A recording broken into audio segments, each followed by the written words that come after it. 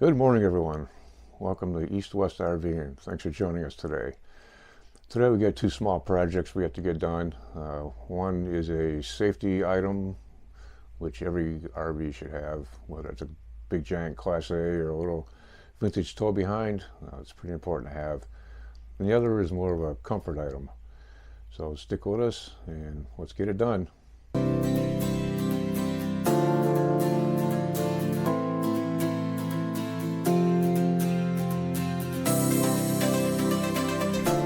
So the safety item is a CO2 detector. It also detects any propane and gas leaks.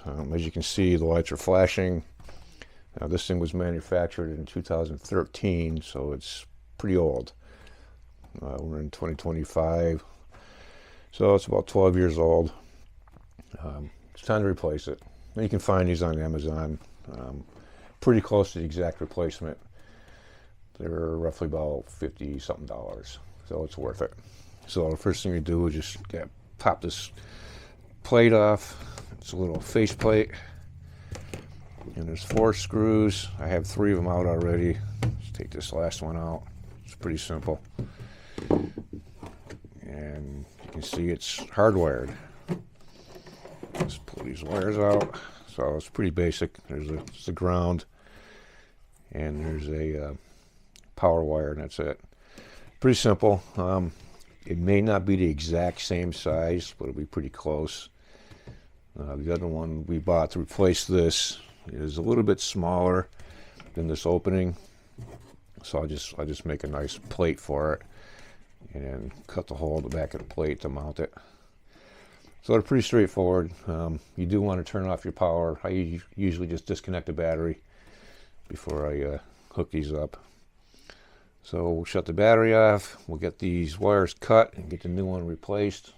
We'll see how it goes. The new one is a little bit different style, but it's the same dimension, so it'll fit in there perfect. It's got these really nice connectors on here, which is awesome.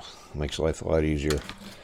So what we'll do is, because it's a 12-volt system, we'll just pop this fuse, get this right out of here, so I don't have to turn off disconnect the battery.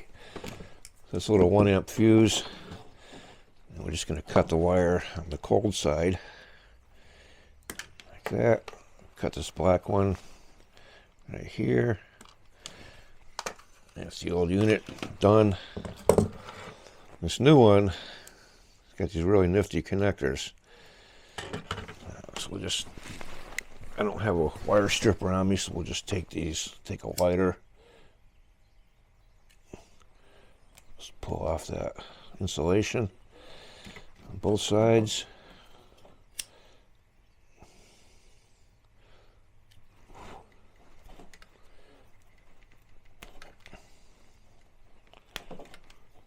A little bit more.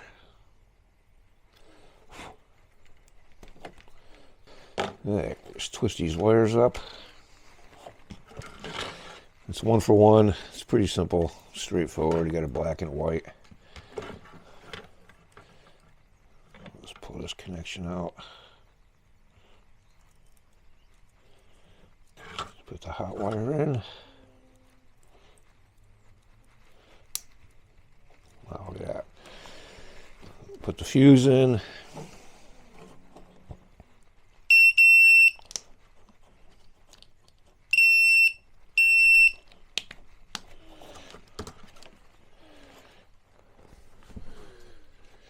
And there it is, up and running. That simple. Just put these wires back in here, reattach it to the wall. We're done. This unit comes with new screws, which is always nice. That's it. Good for another 10 years. CO2 detector and the propane detector. The old one, you can't do much with it. Just throw it out, and it's done. I highly recommend everybody gets one of these for their trailer, especially if it doesn't come with one. Most of them do. I think the vintage trailers do not have the CO2 detector or the propane detector. It's a 12-volt system. It's pretty easy to install. Definitely worth the $57. Second project for today is this rear landing gear motor. This thing is original, 2013, and it's pretty bad. It's got a bearing inside here that's toast, making a hell of a noise. Imagine being this guy 6 o'clock in the morning when you're packing up and you hear this noise.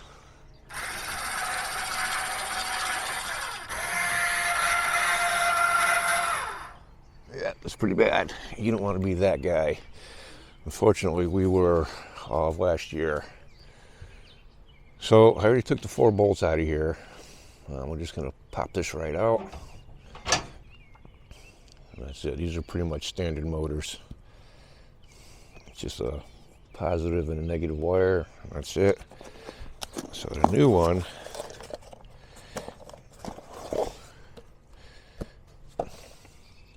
same exact thing.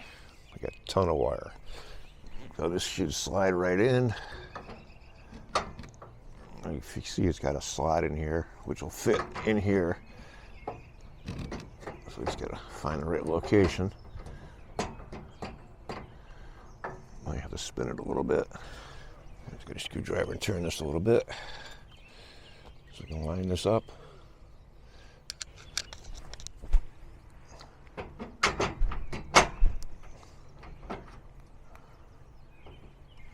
There it is, all lined up. So we're just going to cut these wires. We got a ton of wire here, so we don't have to cut them too short.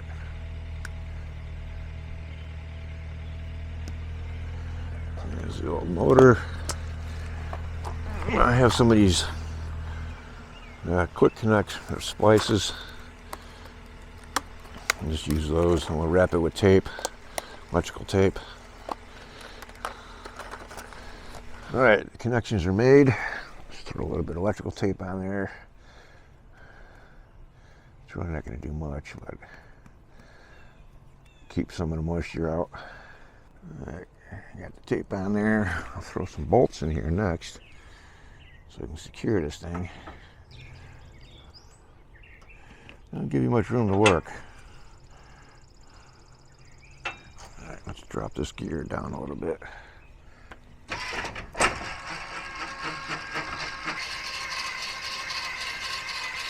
Much better. I'll lubricate this worm gear up here with some dry lube. And that's it. We'll just take these wires, zip tie them in place, so they're out of the way. Job is done. Well, I hope that little DIY helped you out, get you motivated to do some repairs. And once again, if you see us on the road, say hi. We love talking to you guys.